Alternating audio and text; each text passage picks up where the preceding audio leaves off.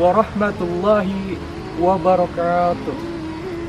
A'udzu billahi minasyaitonir rajim. Bismillahirrahmanirrahim. Wa bihi nasta'inu ala umuri dunya waddin. Wassalatu wassalamu ala asyrafil anbiya'i wal mursalin. Wa ala alihi washabihi rasulillahi ajma'in, amma ba'du.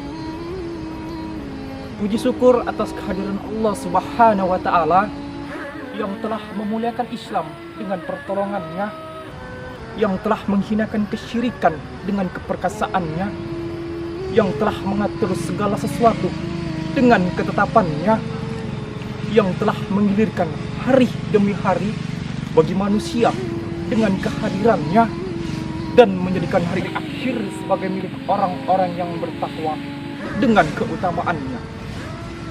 Salawat berbingkai salam marilah kita sanjungkan kepada mahkota alam, pelipur larah di kala duka, pengobat kalbu di kala rindu, penenang hati di kala tersakiti, yaitu Habibana wa Nabiyana wa Rasulana Muhammad sallallahu alaihi wasallam. Berbicara tentang mudah, maka kita bukan lagi berbicara tentang umur. Berbicara tentang mudah, maka kita berbicara tentang pilihan sikap. Ingin menjadi seorang pesimis atau optimis. Masa muda adalah masa yang penuh dengan harapan, penuh dengan impian, penuh dengan romantika keindahan. Dihiasi dengan bentuk fisik yang masih kuat, berjalan masih kuat, pendengaran masih akurat, pemikiran masih cermat, kulit wajah indah mengkilat. Walaupun banyak jerawat, tetapi indah untuk dilihat.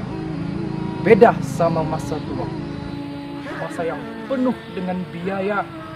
Berjalan sudah mulai tak berdaya, pendengaran sudah mulai senja, pemikiran sudah mulai tak berjaya, kulit wajah sudah mulai tak bersahaja. Oleh karena itu sangatlah pantas untuk kaum pemuda dan remaja untuk menjadi penerus para ulama dan pahlawan terdahulu kita. Oleh karena itu sangatlah pantas untuk kaum pemuda dan remaja sebagai penentu maju mundurnya negara kita tercinta, sebagai estafet perjuangan para ulama dan pahlawan terdahulu kita. Syekh Mustafa Al-Ghodayani, seorang pujangga dari Mesir, pernah berkata, tangan-tangan mereka lah terdapat urusan umat, dan pada kaki-kaki mereka lah terdapat kehidupan umat. Kemudian pastilah timbul pertanyaan dari hati kita, bagaimana kita sebagai seorang pemuda yang merupakan harapan bangsa juga harapan mertua dalam menghadapi dampak negatif dari era globalisasi di zaman milenial ini, supaya kita terhindar dari narkoba dan lain sebagainya. Oleh karena itu, ada 5 kelemahan yang harus dihindari oleh generasi pemuda, yaitu lemah ilmu, lemah akhlak, lemah iman, lemah harta, juga lemah fisik. Apabila 5 kelemahan ini melekat terhadap generasi pemuda, maka sudah dipastikan agama, bangsa dan negara yang kita cintai ini akan hancur tak bermartabat. Namun apabila generasi pemuda memiliki kekuatan, kuat ilmu, kuat akhlak, kuat iman, kuat harta, juga kuat fisik, maka sudah dipastikan agama, bangsa dan negara yang kita cintai ini akan maju dan terus berkembang. Bendera agama akan berkibar, agama akan jaya, niscaya bangsa akan ikut berwibawa. Ikhwanul muslimin, inilah rahasianya generasi pemuda akan menjadi pemimpin agama, bangsa dan negara. Apabila generasi pemuda memiliki 5 kekuatan tersebut, maka tidak ada sejarahnya di negara Indonesia kita tercinta ini pemudanya pengangguran, hobinya suka tawuran, pemudanya suka mabuk-mabukan, sehingga judi menjadi sumber penghasilan. Tetapi pemuda yang ada di negara kita ini adalah pemuda harapan bangsa, penerus para ulama, pejuang risalah agama, pemuda yang produktif, kreatif, inovatif, dan juga aktif. Sahabat Nabi tercinta Umar radhiyallahu anhu pernah mengungkapkan, barang siapa yang ingin menggenggam nasib suatu bangsa, maka genggamlah pemudanya. Barang siapa yang memiliki pemuda, niscaya dia akan menguasai masa depan. Oleh karena itu, marilah kita sebagai generasi pemuda, kita bangkitkan negara kita tercinta ini. Karena apa? Karena Bapak Bung Karno pernah bilang, berikan aku 10 pemuda, maka akan aku goncangkan dunia ini. Hal ini tertuju kepada generasi pemuda. Agar apa? Agar kita bisa bangkitkan negara kita tercinta ini. Kita bisa meneruskan dakwah, kita bisa meneruskan agama dan syiar Allah Subhanahu wa Ta'ala. Seorang Perdana Menteri pertama Inggris, Margaret Thatcher, pernah mengatakan, "What's your thought for they become your words? What's your words for they become your action? What's your action for they become your habits? What's your habits for they become your character? What's your character for they become your destiny? In other words, what's you think you become?" Perhatikanlah apa yang kita pikirkan, maka dia akan keluar menjadi sebuah ucapan atau kata-kata. Perhatikanlah apa yang kita ucapkan, maka dia akan keluar menjadi sebuah tindakan atau action. Perhatikan apa yang kita lakukan, karena ketika itu diulang-ulang, dia akan menjadi habits atau kebiasaan.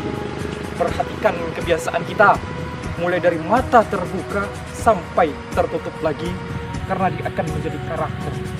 Perhatikanlah karakter kita, karena demikianlah takdir kita.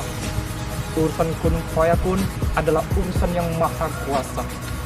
Urusan kita adalah berikhtiar semaksimal mungkin. Ditanya perubahan terbesar dimulai dari mana? Dimulai dari mindset kita sendiri. Jangan salahkan mereka yang membiasakan dirinya satu hari itu minimal 1 juz, atau satu hari itu minimal 1 halaman Al-Quran. Terbiasa menjadi habit, menjadi karakter. Kalau belum baca Al-Quran, rasanya belum lengkap. Alhasil, takdir mereka menjadi hafiz Hifzah. Mereka sudah terbiasa dengan hal itu. Jangan salahkan mereka yang membiasakan dirinya dari kecil selalu melihat kesempatan, kemudian melihat bagaimana kesempatan itu dapat dimonetize atau diuangkan. Terbiasa menjadi habits, menjadi karakter, selalu melihat peluang di tengah situasi sekarang. Alhasil, takdir mereka menjadi entrepreneur atau pengusaha. Pertanyaannya selama ini, mindset kita diisi dengan nutrisi seperti apa? Apa yang kita lihat, apa yang kita baca, apa yang kita dengar dan kita resap. Jadi bagaimana kebiasaan kita itu akan terbentuk, dan itu arahnya akan ke sana. Kita belajar dari apa yang kita lihat, kita belajar dari apa yang kita baca dan kita dengar. Lebih banyak mana kita melihat yang positif atau yang negatif? Lebih banyak mana di sosial media itu kita melihat yang hoax atau yang fakta? Yang jelas jangan salahkan hoax terlalu banyak kalau kita anak mudanya tidak melakukan apa-apa untuk menghasilkan konten-konten yang lebih berfaedah, menekan mundur konten-konten yang unfaedah tadi. Jadi, marilah tak lagi menjadi anak muda yang eksklusif. Mari buka mata, buka diri, buka pikiran apa yang tengah terjadi sekarang. Mari bersiap, mari mengambil bagian. Bukan seberapa besar bagian yang ingin kita ambil, tetapi keinginan untuk menjadi bagian tadi, bagian yang membawa perubahan. Saya menghimbau kepada generasi pemuda, sing-singkan lengan bajumu, maju ke garis depan, bawalah obor keselamatan agar umat jangan sampai kehilangan pedoman. Wahai generasi pemuda, ambil sampanmu, raungi lautan menuju pulau idaman. Pemuda haruslah selalu tampil di depan. Pemuda harus jadi pelopor, bukan pengekor. Karena bangsa dan negeri ini tidak hanya butuh orang-orang pinter, tapi pinter yang benar, yang berjiwa Mekah, tapi berotak London. Subhanul Yom Warjul God, the youth of today are the leader of tomorrow. Bahwa pemuda hari ini adalah pemimpin masa depan.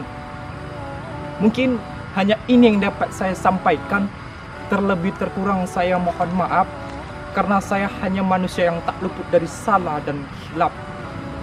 Minal aidin wal faizin, mohon maaf lahir dan batin. Buah cepedak dalam pagar, ambilkan galah, tolong jolokkan. Saya Rizky Pipin Prayoga, budak baru belajar, salah dan khilaf mohon maafkan. Hidup sendirian tanpa kekasih, cukup sekian dan terima kasih. Assalamualaikum warahmatullahi wabarakatuh.